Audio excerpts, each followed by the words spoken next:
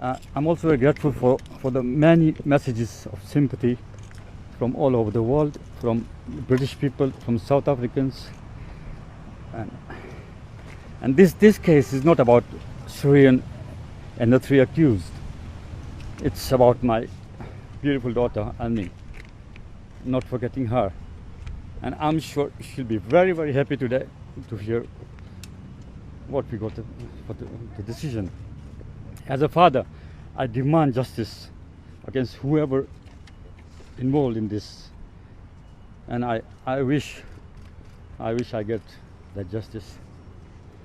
I wish Shireen a very speedy recovery from his illness, so that he can now go to Cape Town and help the police and clear his name, as he says. Assalamualaikum, hai semua, apa khabar korang? Terima kasih sebab sudah klik video ni dan jangan lupa tekan tombol subscribe. Kembali lagi bersama saya Aa berbagi info dan kisah menarik. Oh, sebelum tu jangan lupa tekan tombol subscribe, tekan loncengnya juga.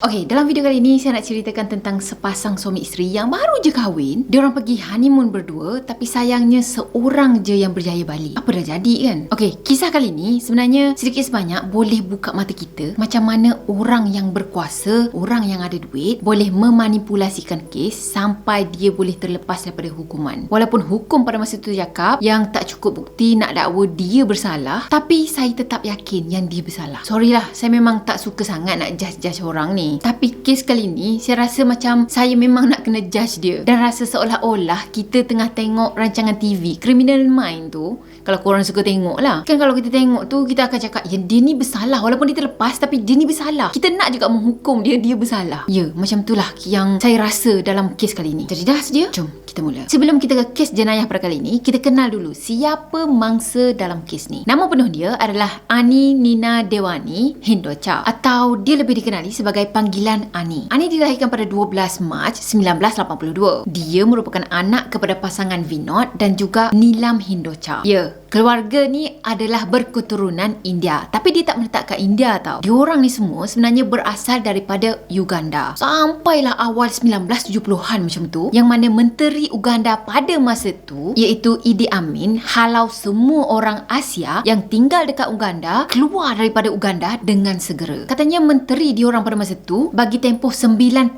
hari untuk semua orang Asia keluar daripada Uganda. Jadi pada masa itulah keluarga besar diorang ni berpindah ke Sweden. Lebih tepatnya lagi, diorang berpindah di daerah Mariestad. Jadi dekat Sweden tadilah Amni tadi dilahirkan. So diorang semua ni berwarga negara Sweden lah, bukan India tau. Cuma diorang adalah saudara mara yang ada dekat India sana. Okey, Ani ada 2 orang adik-beradik. Adik perempuan dia namanya Ami dan adik lelaki dia namanya Anish. Jadi ayah diorang, Vinod tadi, dia buka satu perniagaan dekat Sweden sana. Dan katanya lama kelamaan perniagaan diorang tu makin maju. Jadi keluarga diorang ni hidup dalam keadaan yang harmoni, bahagia dan juga berkecukupan. Memang Vinod mengaku jugalah yang dia agak manjakan Ani. Dan Ani pula, dia seorang gadis yang sangat cantik. Kalau kita tengok gambar dia pun, saya rasa dia adalah seorang gadis yang cantik, yang berketurunan India yang cantik. Dia juga cemerlang dalam akademik. Malah pada masa tu dia ada satu kerja yang menjamin masa depan dia. Saudara mara mereka pun, diorang akan menggambarkan Ani sebagai seorang yang cemerlang. Dia riang, dia bijak, dia bercita-cita tinggi. Confident level dia pun memang taraf-taraf tinggi-tinggi macam itulah. Dan dia juga jadi tumpuan kepada keluarga besar mereka. Yelah, kalau keluarga besar ni biasanya dia orang akan tertumpu kepada siapa yang paling berjaya, ataupun mungkin siapa yang paling ada masa depan yang cerah. So dia orang akan lebih menghormati orang tu lah. Korang pun mesti pernah alami kan, kalau balik raya je mesti mak saudara, bapak saudara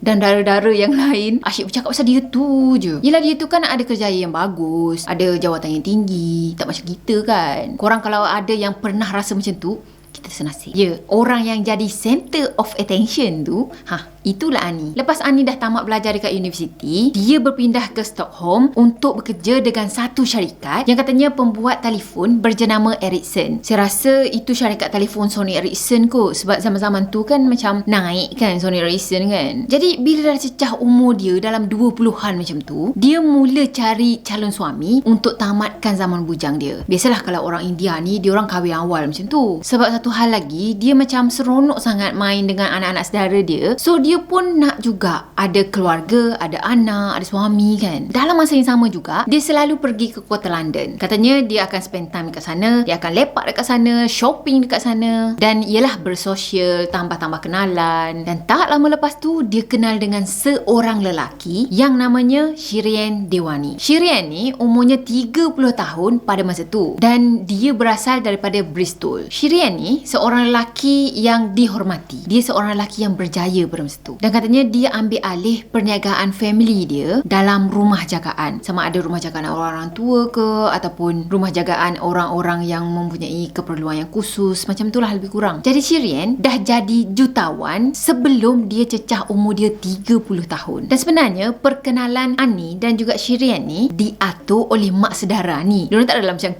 terkenal ke apa. Dan diorang pun tak adalah first time jumpa tu terus jatuh cinta, tak. Jadi ada satu hari tu diorang pun pergilah ke kedai kopi, lepak-lepak kat situ, kenal-kenal dekat situ kan. Dah mak sedaranya ni ada niat yang baik untuk pertemukan dia, untuk jodohkan dia dengan seorang jutawan. So dia pun ambil lah peluang tu untuk kenal dengan lelaki ni. Cuma adik yang perempuan dia cakap yang si Ani ni jumpa dengan Shireen tadi, dia jumpa dengan Shireen tu, tak adalah dia macam terus jatuh cinta. Kiranya dia orang macam ambil masa jugalah. Beberapa kali jumpa, dah kenal, selalu kontak, barulah Ani rasa macam dia suka dengan perangai Shireen. Jadi bila dah suka sama suka tadi, orang sekeliling diorang pun tengok diorang ni sebagai satu pasangan yang sangat perfect. Keluarga Shireen tadi pun dia sama juga dengan keluarga ni yang berpindah daripada Uganda sebab kena halau kan tahun 70-an tu, dan diorang berpindah ke kota London. Jadi nampaklah ada chemistry antara keluarga dekat situ. Shireen ni pula ada yang cakap dia adalah seorang lelaki yang sombong, seseorang yang suka menunjuk-nunjuk kekayaan dia.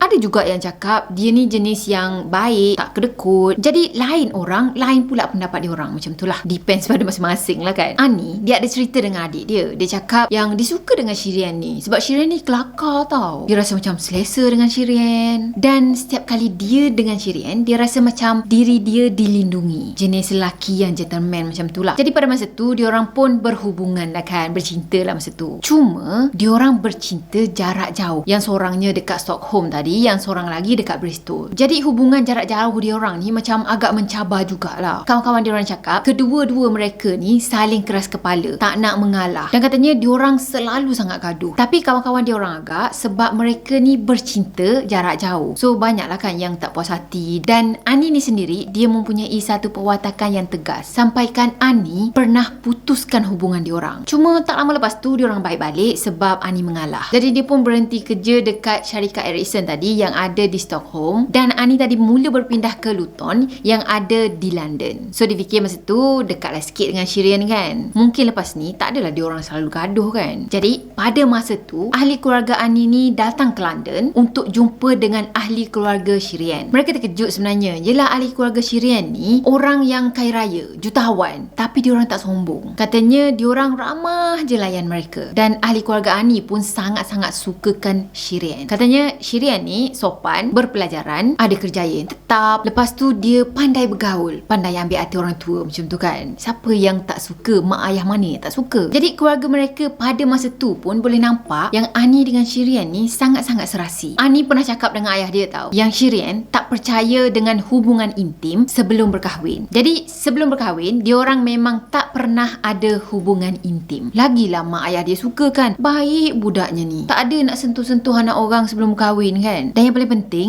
ikut ajaran agama diorang yang tak membolehkan ada hubungan intim sebelum berkahwin. Bila family dah jumpa dengan family tadi, dan family diorang pun semua merestui hubungan diorang, jadi diorang pun plan untuk menikah, untuk melangsungkan majlis perkahwinan. Pada bulan Oktober 2010, beratus-ratus orang dijemput untuk ke majlis perkahwinan diorang yang diadakan di Mumbai. Perkahwinan diorang memang besar sangat, ialah milenial kan. Katanya masa tu diorang buat majlis 3 hari 3 malam. Dan selama 3 bulan Ani dah bertungkus lumus untuk menyiapkan perkahwinan mereka dekat Mumbai. Tak ke wedding of the year masa tu. Cuma tak tahulah, kot-kot lah memang tradisi orang India macam gitu kan. Kalau orang yang berduit, diorang akan buat macam 3 hari 3 malam, 4 hari 4 malam macam tu mungkin. Masa majlis tu berlangsung, adalah kawan-kawan Ani ni yang cakap, katanya dia rasa macam ada kejanggalan dengan sikap Ani. Dia rasa seolah-olah macam Ani ni jadi orang lain pada masa tu, bukan macam Ani yang diorang kenal. Mungkin maksud kawan-kawan dia ni, diorang nampak macam Ani ni terlalu ikutkan suami dia, kehendak suami dia macam tu kan. Padahal perwatakan Ani ni boleh dikatakan ada pendirian tetap, ada pendirian tersendiri dan juga keras kepala. Mungkin lebih kepada tegas dengan keputusan dia lah. Cuma sepanjang majlis tu berlangsung, tak ada lagi Ani yang berpendirian tegas. Lepas majlis perkahwinan diorang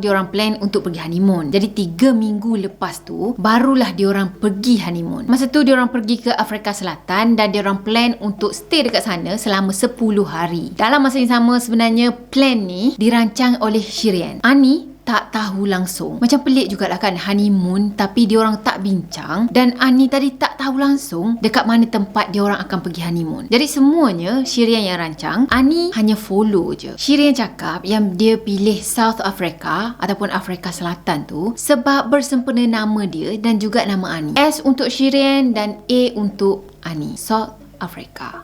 Romantik kan? Pada hari Jumaat 12 November 2010, dia sampai di Cape Town International Airport daripada Johannesburg. Keluar je daripada lapangan terbang tu, Shireen tadi pun pergilah cari taksi untuk hantar diorang ke hotel. Cuma yang peliknya masa tu, dia tak ambil servis yang disediakan oleh pihak hotel, servis taksi tu. Tapi dia pergi bayar seorang pemandu taksi, dia pergi catat taksi tu, dan pemandu taksi tu namanya Zola Tongo. Masa tu Zola tadi, dia bawa Volkswagen minivan untuk bawa diorang ni berjalan-jalan sepanjang diorang berhoneymoon. Dan dia cakap dia gunakan khidmat taksi catat tadi sebab murah. Macam pelik kan? Dah kenapa nak cari yang murah? Kau tu jutawan kot. Yelah, orang yang jutawan ni belum tentu lagi dermawan. Mungkin betul jugalah kot ada khabar-khabar angin yang katanya kalau nak jadi jutawan kena kerikut. Sebab tu lah kot suspicious dekat situ kan. Jadi Zola tadi pun pergilah hantar diorang berdua ni ke Cape Grace Hotel, yang mana dia dah booking awal dah hotel tu. Jadi dah sampai dekat hotel tadi, Shireen ni cakap dengan Zola supaya tunggu dia kejap sebab dia ada nak bincang sesuatu. Katanya diorang nak bincang tentang malam nanti sebab diorang nak keluar. Dah tu Shireen tadi pun settle check in hotel semua dan dia pergi jumpa Zola. Masa tu dia bagi tahu Zola yang diorang nak keluar dinner. Lepas tu dia nak bawa Ani pergi jalan-jalan dekat area Cape Town. Jadi secara tak langsung, Zola tadi dah jadi pemandu pelancong diorang. So rancangan yang Shireen buat masa tu adalah rancangan untuk esok hari. So esoknya tu, sebelum Zola datang ambil Ani dan juga Shireen, ada kamera CCTV yang menunjukkan pasangan ni pergi ke bar hotel tu. Diorang lepak-lepak dekat sana, diorang minum-minum. Lepas tu diorang nampak macam okey je, siap bergambar lagi. Semuanya normal, macam tak ada masalah apa-apa. Dalam masa yang sama, Shireen tadi dah tempah dah sebuah meja dekat restoran 96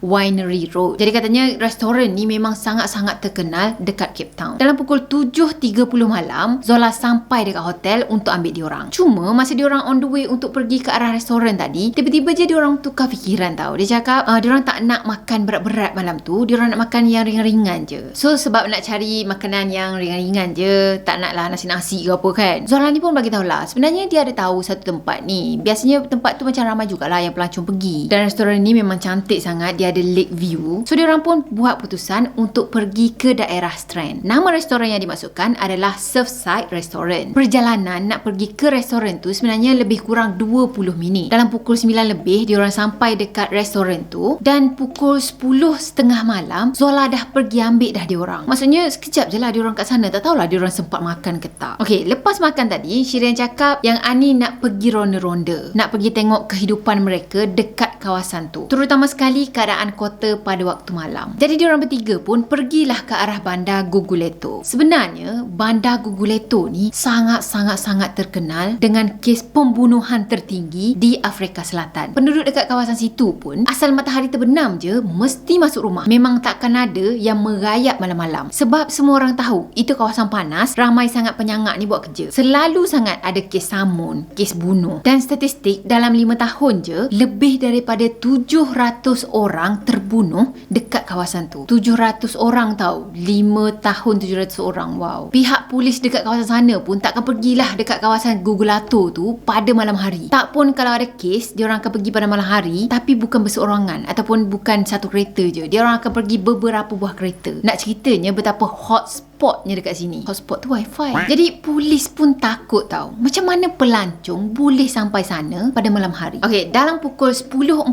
malam, Zola tadi dia hentikan kereta dekat tepi jalan dan tak tahu daripada mana tiba-tiba je datang 2 orang lelaki ke arah kereta mereka. Dan kedua-dua lelaki tu bawa keluar pistol. Dah tu pecahkan cermin kereta tu menggunakan pistol yang ada dekat tangan dia tu, dan diorang cepat-cepat masuk ke dalam kereta. Dalam masa yang sama juga, 2 orang penyangak ni dia paksa Zola untuk keluar daripada kereta tu dan dia yang akan ambil alih untuk bawa kereta tu pergi. So masa tu diorang bawa lari Ani dan juga Shireen yang masih ada dalam kereta. Masa tu diorang bawa kereta pusing-pusing bandar Guguleto tadi beberapa jam tau. Dan dalam masa yang sama diorang merompak lah. Diorang ambil jam tangan, diorang ambil telefon, dan juga diorang ambil barang kemas Ani. Dah ambil barang-barang semua tadi, diorang pun hentikan kereta dekat tepi jalan dan diorang cakap, kami tak akan cederakan korang, cuma kami akan turunkan korang dekat tempat yang berasingan. Tapi tak adalah sopan macam tu dia cakap. Adalah bahasa dia kan, macam nak jadi penjahat tapi sopan sangat tu. Jadi masa tu dia turunkan Shireen dulu. Dia cakap, engkau yang lelaki turun dekat sini. Jadi turunlah Shireen tadi dekat tepi jalan, kena tinggal dekat situ. Dan 2 orang penyangat tadi pecut kereta terus belah. Shireen ni pula dengan duitnya tak ada, dengan telefonnya dah kena ambil, dia pun bela tau, tak tahu nak buat apa. Dan dia pergi ketuk-ketuk pintu rumah orang, rumah penduduk setempat, tapi ramai yang takut nak buka pintu. Yelah, itu kan kawasan hotspot Wi-Fi. Masa tu dia pergi ketuk beberapa buah rumah sebab kebanyakan rumahnya tak nak buka. Dan last kali ada jugalah yang buka pintu dan tolong dia. Ada seorang lelaki bagi tahu rumahnya diketuk pada pukul 10.30 malam. Bila dia buka pintu, dia tengok ada seorang lelaki yang tengah menangis-nangis dan lelaki tu minta tolong dengan dia. Dan katanya dia nak report tentang rompakan yang dah berlaku dengan diri dia dan juga isteri dia. Dah tu individu tadi, penduduk tadi pun tolonglah telefon polis semua kan. Dah tak lama lepas tu polis pun datanglah dekat tempat kejadian. Dah polis sampai tadi, dia pun laporkan apa yang jadi. Dia ceritakan apa yang berlaku pada diri dia dan juga isteri dia. Dan dalam masa yang sama, pihak polis cakap, jom masuk ke dalam kereta polis ni dan tolong tunjukkan dekat area mana je yang korang dah lalu tadi. So pihak polis masa tu nak pergi teruslah dekat tempat kejadian. Mungkin tujuannya bolehlah Shireen ni ingat balik apa yang berlaku pada masa tu kan. Lepas tu ceritakan balik. Dan dalam masa yang sama sebenarnya, Zola tadi, pemandu teksi tu, dia buat report polis yang mengatakan kereta dia kena curi ataupun ada kes rompakan lah yang berlaku pada masa tu. Tak lama lepas tu Shireen dengan Zola tadi balik ke hotel. Lepas tu diorang jumpa dekat hotel. Katanya diorang bagi tahu pihak hotel apa yang dah berlaku. Dan manager hotel tu cakap, dia pelik sebenarnya. Kau duduk hotel mewah tapi kau bayar teksi luar untuk pergi meronda. Dan yang paling pelik lagi, teksi driver tu macam mana dia boleh bawa pelancong ke daerah Gugulato, padahal dia dah tahu dah itu daerah hotspot. Semua orang dekat situ tahu itu adalah daerah yang paling bahaya di Afrika Selatan. Tambah lagi pada malam hari. Macam mana si Zola ni boleh terfikir nak bawa pelancong pergi ke tempat tu? Kecuali ada sesuatu yang diorang sembunyikan kan. Tak lama lepas tu, Prakash Dua ni, ayah kepada Shireen, dia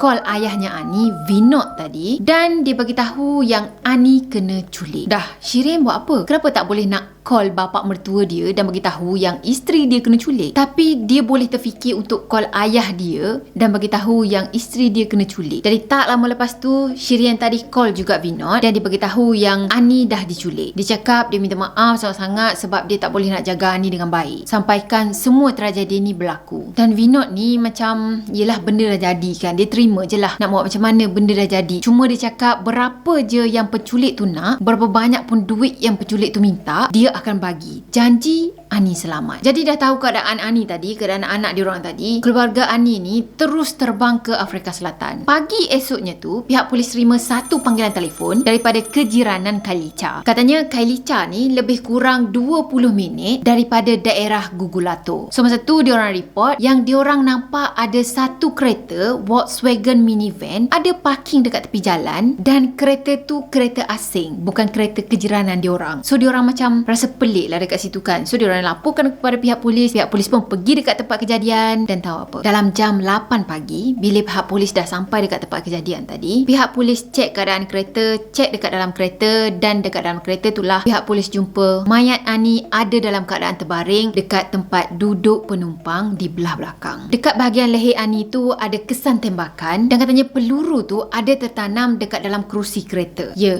diorang jumpa Ani dah dalam keadaan yang tak bernyawa. Lepas buat bedah siasat, pihak polis buat kenyataan yang ada banyak sangat kesan lebam dekat badan Ani. Dan punca kematian Ani adalah disebabkan kehilangan banyak darah berpunca daripada tembakan yang dia kena pada leher dia. Dah tu pihak polis pun bagi tahu Shirien yang diorang jumpa mayat Ani ada dekat dalam kereta tersadar di tepi jalan. Dalam masa yang sama, ayah Ani pula ada dekat Amsterdam. Katanya dia tengah tukar flight untuk ke Afrika Selatan. So dekat situlah diorang terima berita yang duka ni yang mengatakan Ani sudah meninggal dunia. Ada salah seorang pegawai penyiasat ni bagi tahu yang dia tak rasa ini adalah rompakan rambang. Dia rasa ini adalah satu kejadian yang terancang sebab Zola tu orang situ. Dia sangat-sangat tahu yang Gugula tu adalah tempat ataupun daerah yang sangat-sangat bahaya. Dan kenapa dia boleh pergi ke daerah tu? Confirm kan ada benda yang tak kena. Jadi polis tadi pun pergi soal siasat Zola. Kenapa pergi juga ke daerah tu? Dah tahu kan daerah tu bahaya, dah lah bawa pelancong lagi. Zola ni cakap apa tau?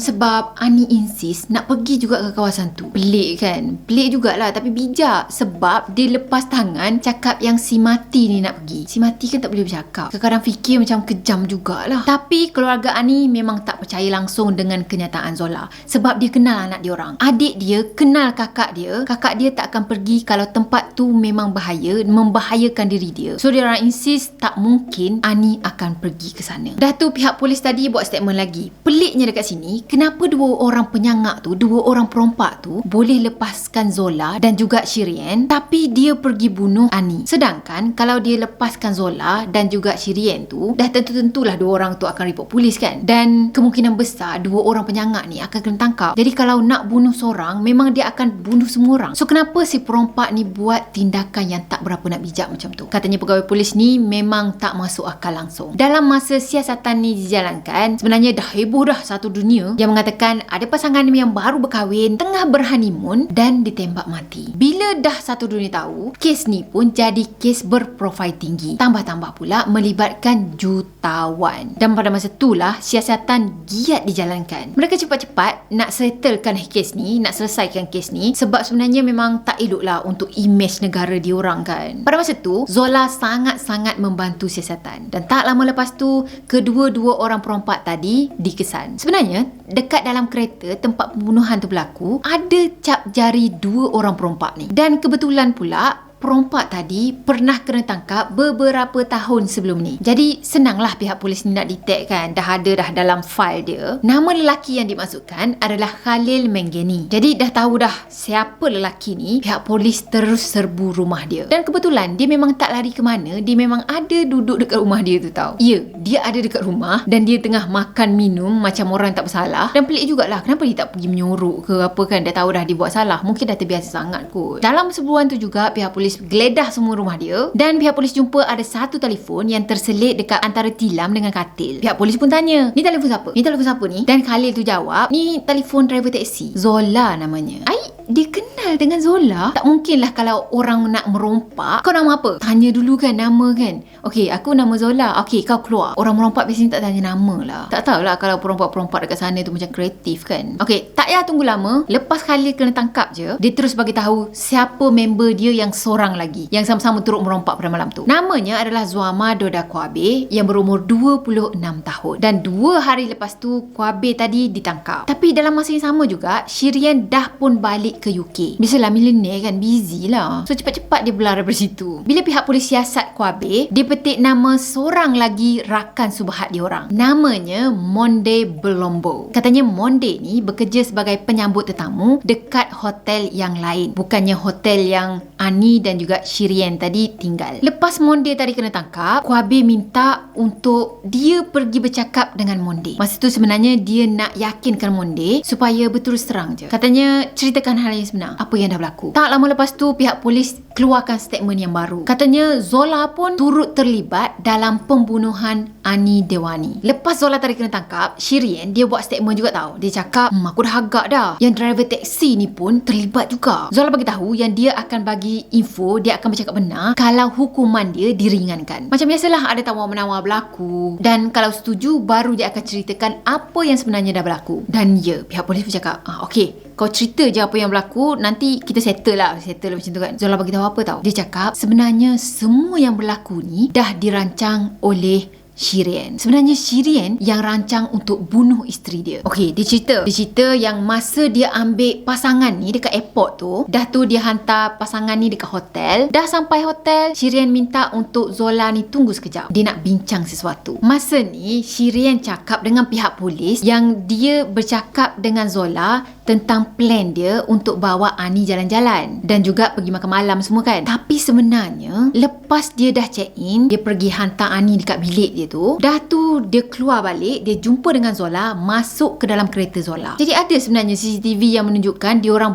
borak dalam kereta tu lebih kurang 10 minit tau. Jadi masa tu lah menurut Zola ni, Shireen bagi tahu Zola yang dia nak Zola bunuh Ani. Tapi Zola cakap dia tak boleh, dia memang tak buat kerja macam tu. Dan dia sendiri pun sebenarnya tak pernah ada rekod jenayah tau. So inilah kes jenayah pertama yang dia buat. Tapi Zola cakap dia tak boleh nak buat kerja ni. Dia tak biasa kan, itu bukan kerja dia. Cuma dia ada kenal orang yang boleh buat kerja ni. Dah Shireen telefon apa lagi, okey lah, ngam lah tu, cun lah tu. Nanti kau settlekan orang-orang yang akan bunuh isteri aku ni. Dah tu dia orang buat lah rancangan awal dekat situ. Cuma bukan rancangan secara terperinci. Sebab Zola ni sendiri pun nak kena pergi cari orang juga. Jadi pada masa tu Shireen offer 50,000 rand, duit Afrika Selatan, untuk diorang ni semua bunuh Ani. So pada hari Isnin, Zola pergi ke hotel yang Monday tadi bekerja. Diorang bincang-bincang dekat sana dan ada CCTV yang terakam. Kebetulan tau, ada audio juga. Dia cakap benda yang kita bincangkan tu kena buat hari ni juga. Orang tu nak cepat katanya. Dan lepas tu barulah Monday pergi telefon Kuabe untuk buat rompakan tu.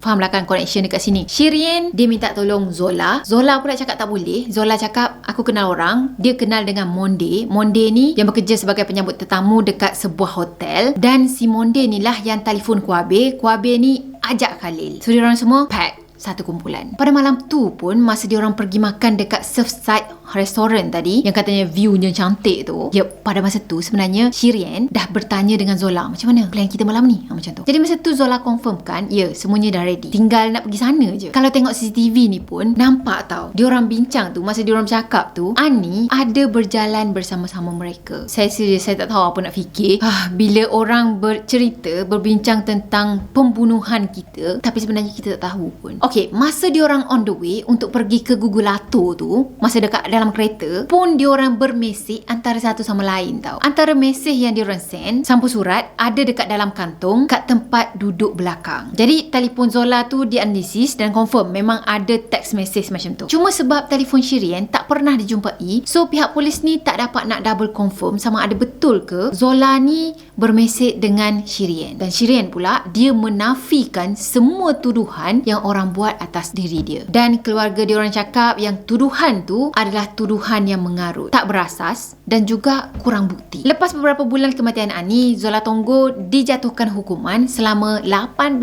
tahun penjara. Kuabe pula dijatuhkan hukuman sebanyak 25 tahun penjara. Jadi kedua-dua pesalah ni sebenarnya dah buat tawar-menawar dah dengan pihak polis ni. Kalau diorang bagi info, kurangkan diorang punya hukuman hukuman macam tu kan. So sebab itulah dia orang dapat 18 dengan 25 tahun penjara. Tapi Khalil pula, dia dengan versi keras, dia tak mengaku bersalah. Dan dia sebenarnya dijatuhkan hukuman penjara seumur hidup. Cuma dalam masa perbicaraan tu, dia ada menjalani pembedahan sebab dia ada kanser otak. Dan beberapa tahun je lepas tu, dia meninggal dunia. Memang doktor yang merawat Khalil pada masa tu pun, dia dah bagi tahu awal-awal dah, Khalil memang dah tak ada masa banyak. Dia ada masa lebih kurang dalam 5 tahun lagi untuk hidup. Berdasarkan kondisi sakit di masa tu lah. Monday pula, dia minta immunity untuk dia buka mulut, untuk dia bantu siasatan kes ni. Jadi Monday ni yang kerja sebagai pelayan hotel tu, yang tolong mencari orang untuk buat kerja ni. Dan pelik juga sebab dia boleh bebas daripada sebarang hukuman. Padahal dia orang tengah. Dia yang mengaturkan Zola dengan Kuabe. Kalau tak ada dia, kejadian ni semua tak akan berlaku tau. Jadi macam mana dia boleh bebas daripada sebarang hukuman? Padahal dia watak penting tau dalam cerita kali ni. Yelah, walaupun watak pembantu, tapi tak ada dia, tak adalah kes ni. Korang rasa? Jadi semua yang terlibat dah pun dihukum, kecuali Monday tadi kan. Tapi pihak polis tak adalah berhenti siasatan diorang dekat situ je. Pihak polis tetap juga siasat dengan lebih lanjut tentang Shireen. Katanya Shireen kena tangkap masa dia dekat Bristol. Cuma sebab tak ada bukti yang mengatakan dia yang plan, tambah pula Ani tak ada life insurance policy. Diorang pun tak ada masalah apa-apa, tak gaduh ke apa kan. Baru je kahwin. So apa motif untuk Shireen ni pergi bunuh Ani? Tak ada, memang tak ada motif langsung. Jadi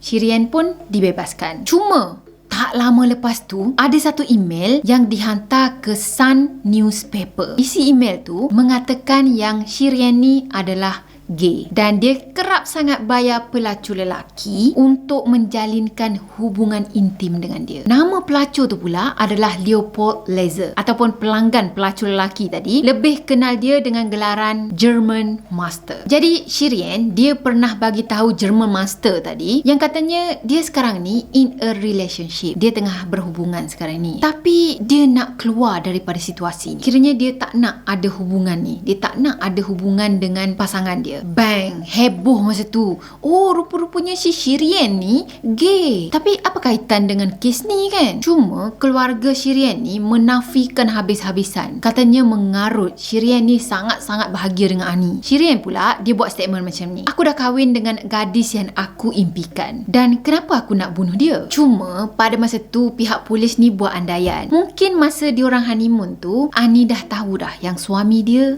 adalah gay. Jadi Shireen ni pun nak hapuskan Ani supaya orang lain dalam keluarga diorang tak tahu tentang dia tu gay. Logik kan? Polis punya teori lah masa tu kan. Cuma tak lama lepas tu, Shireen tadi dia terima rawatan dekat hospital sebab katanya dia menderita depression dan juga post traumatic stress disorder. Dan katanya dia makin kurus, dia hilang 28 pound selepas Ani meninggal dunia. Sampaikan dia terpaksa terima rawatan mental health. Dan tak lama lepas tu, Presiden UK dia sign satu surat, satu order untuk hantar Shireen ke Afrika Selatan untuk dibicarakan. Itu pun selepas 4 tahun kematian Ani. Masa perbicaraan tu berlaku dekat Afrika Selatan sana, dia mengaku tak bersalah. Tapi dalam masa yang sama, dia mengaku yang dia adalah gay atau bisexual. Dah tu dia cakap yang dia ada low hormone level yang mungkin dia orang tak akan dapat anak. So sebenarnya pihak polis dan juga pihak media ni buat satu lagi teori baru. Oh, rupa-rupanya dia teruskan juga perkahwinan dengan Ani tu sebab dia nak sorokkan yang dia punya sexual identity. Dalam masa yang sama, ada beberapa CCTV yang menunjukkan Shireen ada jumpa dengan Zola. Masa tu dia orang jumpa dekat hotel dan nampak yang Shireen ni tanya sesuatu dengan Zola. Dan seolah-olah macam Zola mengingatkan dekat dalam bilik ni ada CCTV. So dia pun intai CCTV ke atas macam tu. Pada hari yang lain pula, Shireen ada pegang satu envelope, satu sampul surat macam tu kan, warna putih. Dah tu dia orang jumpa dekat hotel.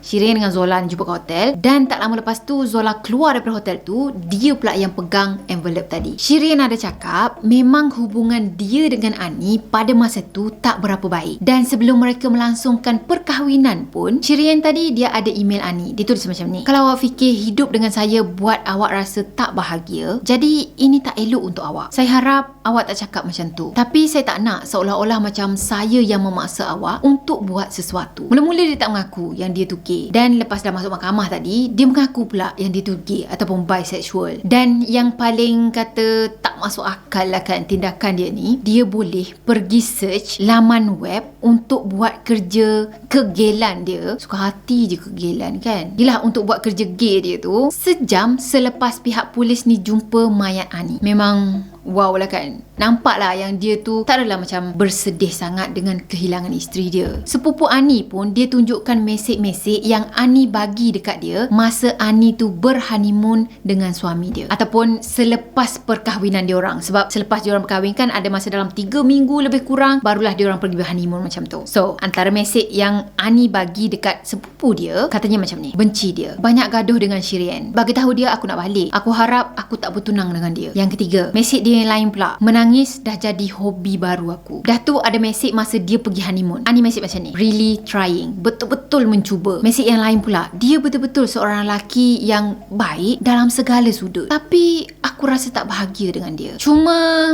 lepas dibicarakan pun dia didapati tak bersalah. Shireen didapati tak bersalah dengan membunuh Ani sebab kekurangan bukti yang mengatakan dia yang merancang untuk membunuh isteri dia. Walaupun ada bukti yang mengatakan dia bagi satu envelope dekat Zola, dan envelope tu nampak macam tebal jugalah. Dah tu ada bukti yang dia mesej dekat Zola kan. Ada lagi envelope yang kali kedua tu yang dia letak kat dalam kereta kan. So nampaklah dekat sini 2 kali dia bayar Zola. Tapi tak cukup juga bukti tu. Sebab diorang percaya mungkin envelope tu merupakan bayaran kepada Zola untuk bawa dia dan juga isteri dia jalan-jalan. Mungkin lah kan, mungkin. Cuma tak logik jugalah dekat sini. Pertama, 2 kali tau dia bayar. Padahal itu adalah hari kedua diorang jalan-jalan. Bukannya hari terakhir pun. Dan envelope kedua tu, kenapa dia tak bagi je depan-depan dekat Zola, depan isteri dia? Kenapa dia nak kena sorokkan dalam kereta? Suspicious. Walaupun banyak yang meragukan dekat sini,